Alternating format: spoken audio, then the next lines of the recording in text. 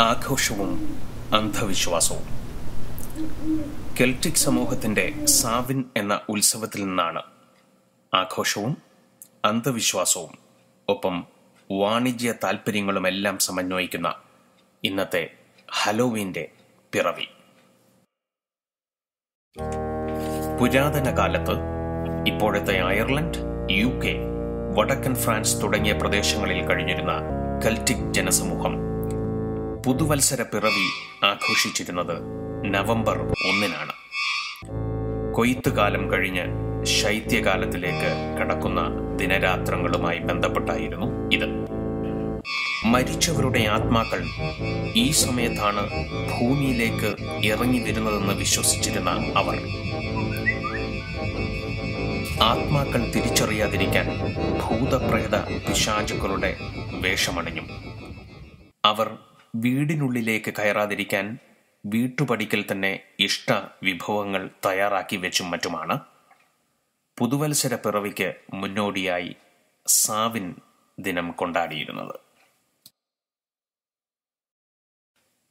ഇവരുടെ പിൻഗാമികളുടെ കുടിയേറ്റത്തോടെയാണ് പിൽക്കാലത്ത് അമേരിക്കൻ ഐക്യനാടുകളിലും മറ്റും ഈ ആഘോഷത്തിന്റെ പുതിയ രൂപങ്ങൾ ഉടലെടുത്തത്.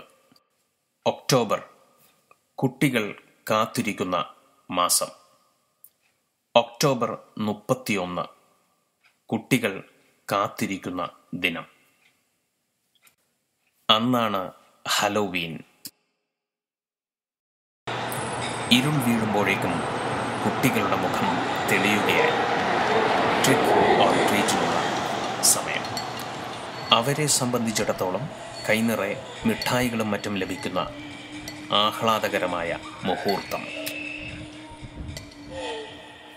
കയറി ചെല്ലുന്ന വീടുകളിൽ അവരെ വരവേൽക്കുക അസ്ഥികൂടങ്ങളും തലയോട്ടികളും പ്രേതരൂപങ്ങളുമൊക്കെയാകും. ഇവയിൽ ചിലത് നമ്മെ നോക്കി ചിരിക്കും, തലയാട്ടും.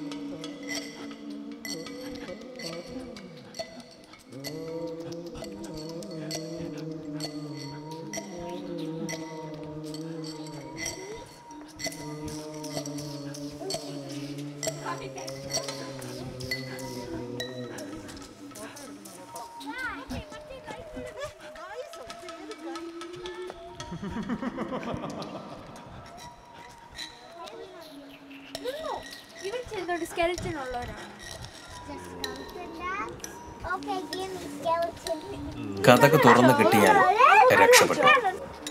വീട്ടുകാർ ഇറങ്ങി വരികയായി, കൈനിറയെ മിഠായികളുമായി.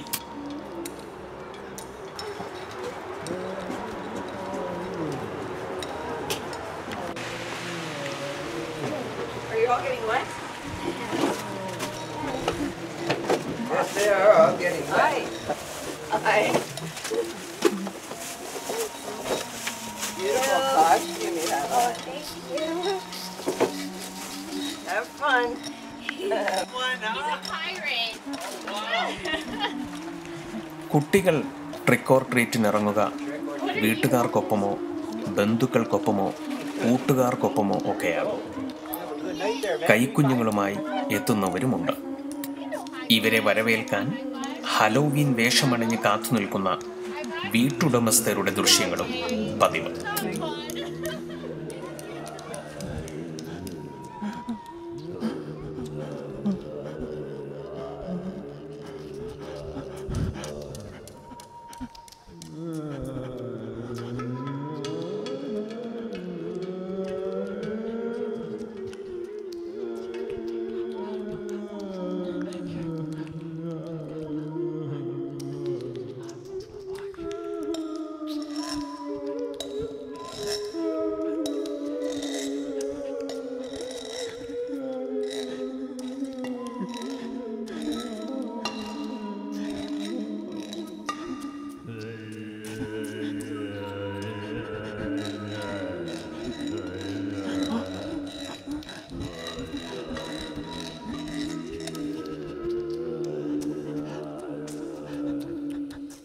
നമ്മുടെ നാട്ടിൽ കാരൽ സംഘങ്ങൾ ക്രിസ്മസ് പാട്ടിന് ഇറങ്ങുന്നതിനെ അനുസ്മരിപ്പിക്കുന്നതാണ് കുട്ടികളുടെ ട്രിക്ക് ഓർ ട്രീറ്റ് പര്യടനം. വെളിച്ചമുള്ള വീടുകളിൽ മാത്രമേ ഇവിടെ അവർ കയറാറുള്ളൂ. നാട്ടിലെ പോലെ കോളിംഗ് ബെൽ തുടർച്ചയായി മുഴക്കിയും ചെണ്ട കൊട്ടിയും മറ്റും ആളുകളെ എഴുന്നേൽപ്പിക്കുന്ന വിദ്യ നടപ്പില്ലെന്ന് ചുരുക്കം.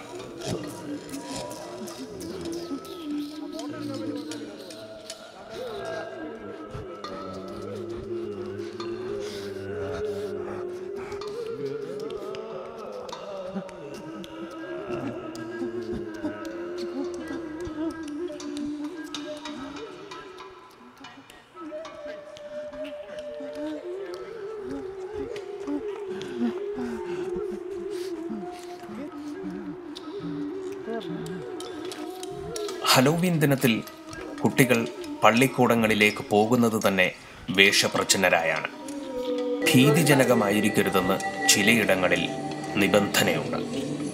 മടങ്ങിയെത്തിയാൽ പിന്നെ കുട്ടികളുടെ കാത്തിരിപ്പ് എങ്ങനെയെങ്കിലും സന്ധ്യയായി കിട്ടാനാണ്.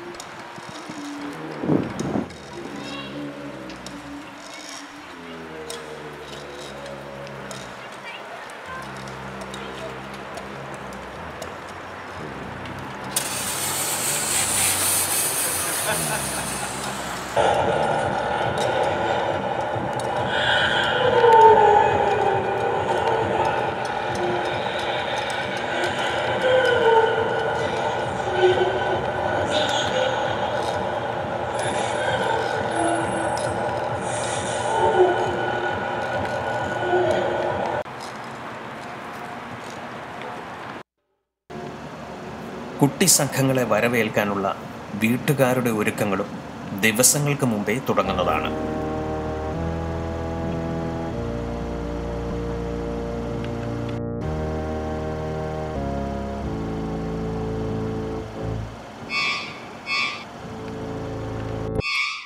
ഇത്തരം ചടങ്ങുകൾ വിശ്വാസങ്ങൾക്കെതിരാണെന്നും അന്ധവിശ്വാസങ്ങളെ പ്രോത്സാഹിപ്പിക്കുന്നതാണെന്നും പള്ളികളിലും മറ്റും മുന്നറിയിപ്പ് നൽകാറുണ്ടെങ്കിലും കുട്ടികളെ സംബന്ധിച്ചിടത്തോളം ഇത് ആഘോഷത്തിന്റെ ദിവസമാണ്.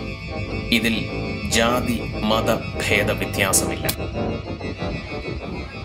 അമേരിക്കൻ പ്രസിഡന്റും കനേഡിയൻ പ്രധാനമന്ത്രിയുമെല്ലാം ഹലോവീൻ ദിനത്തിൽ തങ്ങളുടെ വീടുകൾ അലങ്കരിച്ച് കുട്ടികളെ വരവേൽക്കാൻ കാത്തുനിൽക്കുന്നത് അവരുടെ ഈ സന്തോഷത്തിൽ പങ്കുചേരാനാണ്.